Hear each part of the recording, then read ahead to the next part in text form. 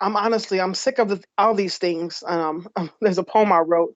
I said I'm sick of the things that slow me down. I'm finally learning to just say no. I've always been that divergent child who was doing things a little bit differently. I didn't just follow the rules because they said so. I knew how, but then as soon as I did that, okay, great. I know how to do that. Now let's move on to the next thing. And if I was moving too fast. And so, there's a lot of talk about artificial intelligence. Um, and there's also a lot of talk about going beyond the human. But my argument is that we haven't really given real humanity a chance. We're trying to go beyond humans, but we haven't really tapped into the best parts of our humanity, which a lot of indigenous people, indigenous cultures, our roots speak to ways to live in unison, in alignment, in harmony with nature. There's the difference between the ecocentric and the egocentric mindset. The ego teaches that, there's a single person in the middle, that's you, and everything else revolves around you. No. Whereas the ecocentric mindset puts you on the perimeter of the circle, you're on the circumference. There is nothing in the middle. We are all connected, and the decisions I make impact the world at large in some way, shape, or form. The fact that we decided at this particular hour to have this conversation at this time on this day and not at some other time means that maybe at this time you would have been outside, you would have chosen not to be in line or at a car or whatever it may be. All of that. I love the movie The Butterfly Effect, that starts out with the idea that the simple flutter of a butterfly's wings over the ocean can start a hurricane halfway around the world. We know this to be true already. It's science, it's basic, right? And so every decision we make, if we went through our lives thinking in a more positive way or in a more compassionate way, that I'm going to make decisions and behave in such a way with the thought process of how this may impact other people or the people around me. We're still trying to figure out our ancient history. Like, they're still trying to attribute the the genius of the pyramids, the mathematical structure of all the pyramids around the world that are connected in some way, and saying that it must have been aliens because humans couldn't do this. Really? But do you think? But don't you think that is almost an insult to the African people, to the African It is ancestors? absolutely an insult. And Because even, what's crazy is even the fact that they tried to portray themselves as Egyptians in the movies, right? Um to be the greatest this and that, right? Cleopatra was played by a white woman, and all the great uh Egyptian pharaohs were played by white men on TV who darkened their skin, right? Just a little bit at least. And totally ignoring the fact that there are more pyramids around the entire world with people who were of dark skin, or darker skin in some way, and that all of them have sacred, energy. do you know one thing there, Rhonesha? I want to say something. Of course, you can continue with that. Do you know why they probably never make even movie about the Nubian pyramid? Because it becomes difficult this Wow, time now to Nubians say were all the black. because of the skin color, because they cannot, it Right, is right. because how are they going to portray it? What are they going to put in it? Exactly. There are more pyramids in Sudan than in Egypt because it was all Nubia. But no, they don't want to tell you that part, which is why every time I go somewhere, I went to Mexico and I've been to many places around the world. Every time I go and I ask them, where are your ancient scrolls? Where's your ancient texts? And this and that. Blah, blah. I go to the Caribbean. Where are your oldest texts? Oh, they're in Europe.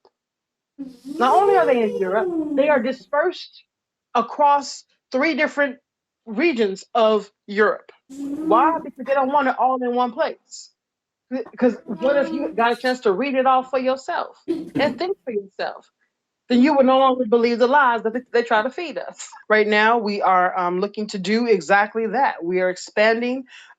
with our partnership with the College Board has AP courses offered throughout the world right now. So that's been one way to enhance it, that we've been able to connect with their network. So we need our own networks. We need to have more conversations like this, more opportunities to share the work that we're doing, to get people more involved.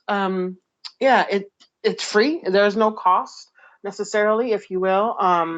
To You don't have to join the AP seminar that's through the College Board, which I believe there's money involved in terms of being trained for the AP seminar, as well as but there are ways. We have a collection of the lessons on a website, sorry, a digital platform called Teach Athena, and Athena is a platform built by um, Peter Nielsen, who went to Teachers College as well. He's an alum, and he figured out that there really was no platform for teachers to talk to teachers about teaching. And so we have this platform now, and it's free for anyone to sign up. You can go to teachathena.org, Teach Athena, ATHENA.org, and sign up.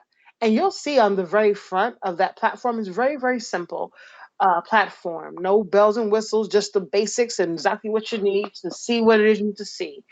There's tutorials to know how to navigate it if needed. But if you go there, you can see on the very front page, one of the top topics is about the African diaspora, about Africa, about current events. And many of that goes back to, what's happening with us today all over the world.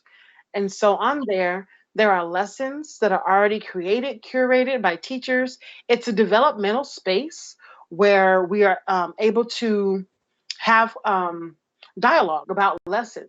Maybe someone is just thinking about drafting a lesson, so they post that up there, and then there's a comment section. People can chime in and share ideas about this is a great lesson idea.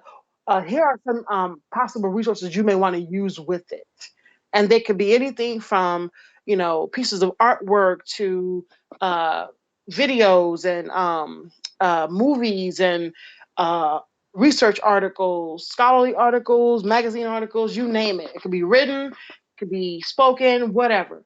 And people can talk back and forth about, what, I saw this lesson, I thought it was great, and I tried it with my students who happen to all be of African descent in Kenya, and they loved it. Here's the response we got from the students. Here's some examples of the work they did. All of that can be brought back to that space. So it's a very beautiful space for teachers to learn about teaching from other teachers, to work together and discuss their ideas. That person can go back and edit us and say, you know what, I tried it this way, but here's some more notes that I needed to add to it because when I began teaching it, the conversation steered in this direction. We began to talk about this other stuff that came up with it. Or this didn't really work too well. I need to change this and this and that, whatever it may be, and continue to have that dialogue amongst ourselves freely in digital spaces because, we don't have to travel all around the world to have these conversations anymore.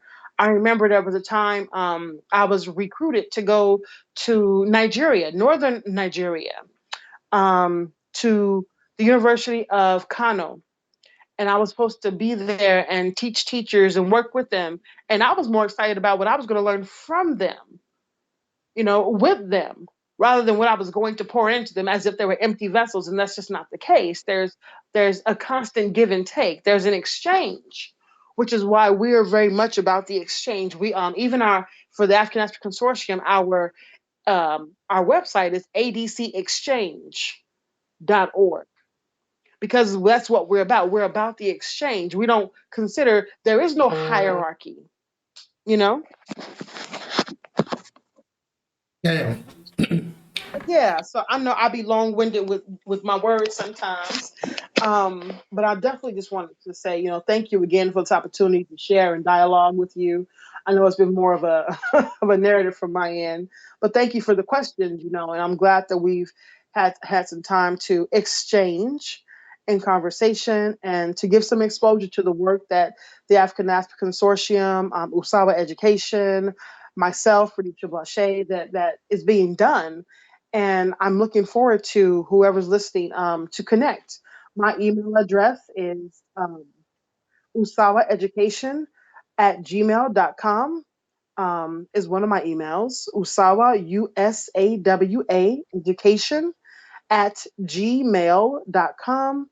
You can also find me at a shorter address is Blaché, BLACHE at TC as in Teachers College, tc.edu for education. Again, that's Blaché at tc.edu.